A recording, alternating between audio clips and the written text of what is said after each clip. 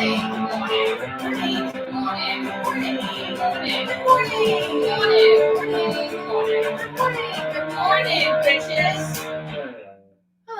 Hello. Apologies for our lateness. We were trying to eat breakfast. Yeah. But here we are. Thank you for joining us. It's Thursday morning. Okay. Gonna replace that cable at some point. Naomi is playing a different guitar today, so that's very exciting for all of us. And we are continuing our conversation of Harold and Maude, which we watched on Monday night and wrote a song about on Tuesday. Yes. And now we are here. So this movie, I had never seen it before. Mm-hmm. I vaguely knew what it was about and that it was, kind of a big deal. This is a cult movie in the sense that when it came out, it was not well received, but over the years has kind of amassed a following. And this director also has famously directed a lot of other movies of the era. Well, he was kind of part of the new cinema, Hal Ashby. So, Altman and that crowd. Right. So in that sense, the movie is very of its time. It looks very of its time. Mm-hmm. I will say, I think a big part of, it's a slightly difficult, dark movie anyway, but kind of a big part of why it didn't do well at the cinema is the headline, elevator pitch of this movie, young guy falls in love with old lady. Yeah. Is basically what is what everybody knew about the film. Mm-hmm. You know what I mean? I was looking yesterday at movie posters for this. Oh, the movie poster for this is incredible. Well, there's a lot of different versions, but the couple that I saw was the very late 60s, early 70s, quasi cartoony drawing. Yeah, when he's holding all of the weapons. Yeah. And stuff. Yeah, I love that. So he's because he spends a good chunk of the movie staging suicide attempts. So the poster's got him with a sword and a noose and a gas tank or whatever. And but what kind of struck me about that poster particularly was what did it say? It was this is Harold. He's well equipped with all of the tools for life or something. And then it was just this is his girlfriend. Yeah. And I was oh, that's a little bit deflating. But I don't know how you would market this film. No, it's true. But that's why looking at the posters I thought was so interesting because it's such a strange movie to try and make a visual for. I was thinking about this because there's lots of other films that I would put this in a similar category to, not exactly tonally, but The Shining. It's a different genre, but there's definitely cinematic DNA in that. And it would be relatively difficult to market The Shining if it wasn't already a book. Yeah, that's true. And I had said I think this was already a book too, but I don't think it was a very popular book. But yeah, I saw a lot of Kubrick-esque moments cinematically in the movie. And I really enjoyed that. I really like symmetry in, in cinematography, and as a photo person, I always am really keyed into the visuals and the compositions of shots. And there was a lot of good stuff to go on in this. But the movie poster, I think the Japanese movie poster, heavily featured the Cat Stevens soundtrack. Wow. So it was really interesting just looking at, but then the most common identifier just became a shot of Harold and Maude, a still from the movie, just a quarter length from the chest up of the two of them, just kind of not even looking at each other. There's this weird distance between them in that shot, which I think is really strange that it became the image on the cover of the VHS or the DVD or whatever. And I will say, this is going to sound so stupid, but it only really occurred to me while we were writing the song, the irony of, spoiler alert, her actually committing suicide at the end, and him attempting She to does, commit yeah, no, I suicide didn't think the about entire movie. I'm just gonna go turn the radio off. Oh, yeah. Because I can hear it. Side note, we've been listening to WFMU in the mornings, and we are big fans of Wake and Bake with Clay Pigeon. Great show. Great show. They're doing their fun ride right now, so. You know. But that show ends at 9, and then like just then it's just the WFMU, ambient noise hour. Like wind chimes playing then. But yeah, so that little note at the end I didn't pick up on it, but it's like you're so far removed from that, because her reasoning for doing what she does and like, you know, deciding to take some pills on her 80th birthday and go out is because she feels like she's done it, you know. She has lived a life. She has done all the things she needs to do and doesn't feel the need to keep this perpetual cycle going for anybody else. Whereas like Harold is faking suicide for almost the whole movie because it's the only way he knows that he's alive.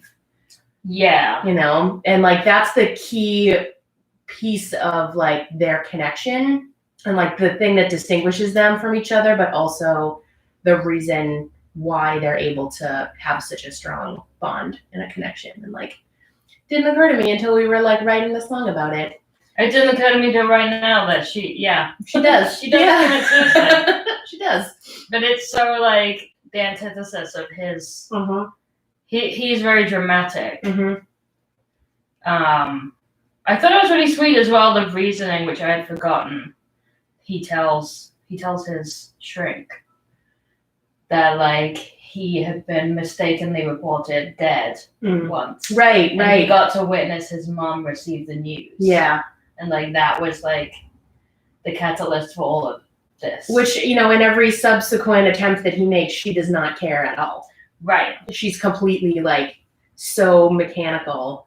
And then even I was thinking too about like the mother tries to set him up on these dates with this computerized dating service. Like their entire, there's no emotion in that family or that household. Everything is super mechanical and like, you know, not like I would say deadpan, but there's no humor to it. It's like, yeah, it's all so, just like robotic and closed off. Well, she's very, very closed off. I mean, there's the uncle, the military uncle, who seems very closed off until Harold punks him. Which basically. I thought was so brilliant because I like believed it for a minute. I was like, oh shit, this totally makes sense that he would go all in on war. Like that he's so death obsessed and is like looking for a rush and like the thrill of anything fatalistic that like of course that makes sense to him. But then I'm like, oh wait, they're just messing with him. Yeah.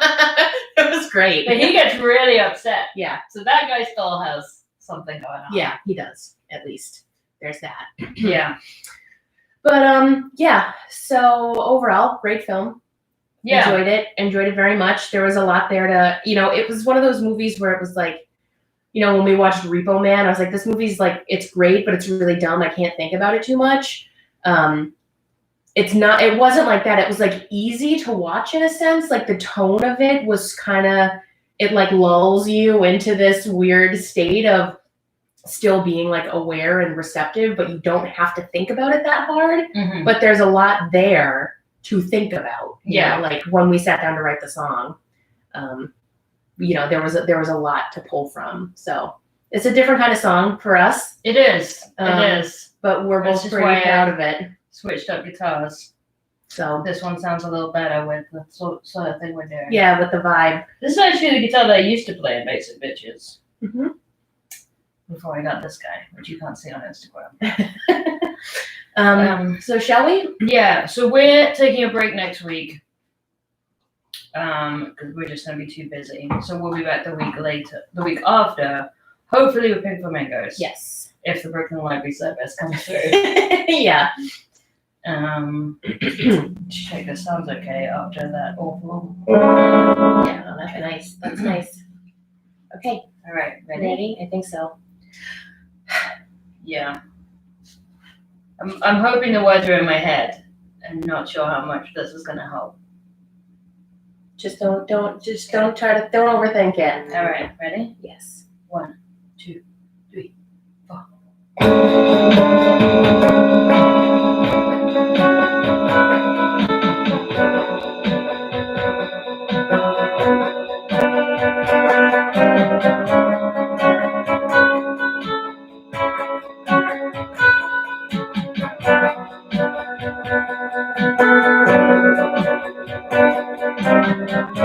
Lots of people wanna die, 'cause they're afraid to be alive. Lots of people wonder why, but it's really no surprise. She found you, and you knew from the start. She saw through the frozen walls of your heart. Your head over heels, her hands on the wheel. She's gonna try. You're right by her side. Nothing to hide. Step into the light, even alive. Maybe for the first time, you were dying inside. She brought you to life at the end of There's nothing to fear. You'll be alright from here.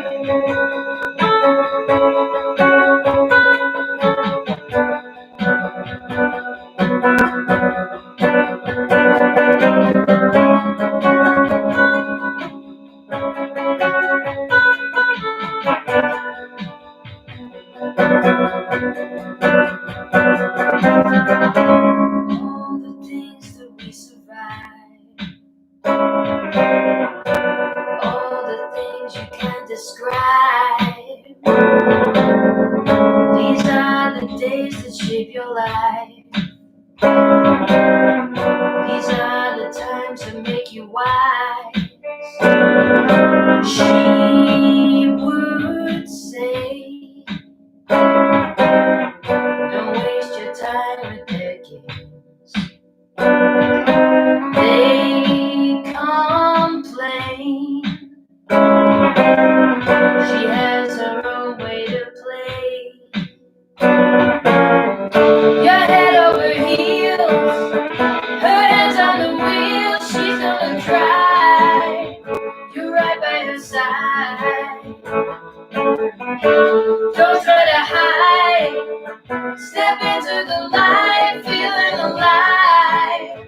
Maybe for the first time, you were dying inside. She brought you to life at the end of There's no need to fear. You'll be alright from here.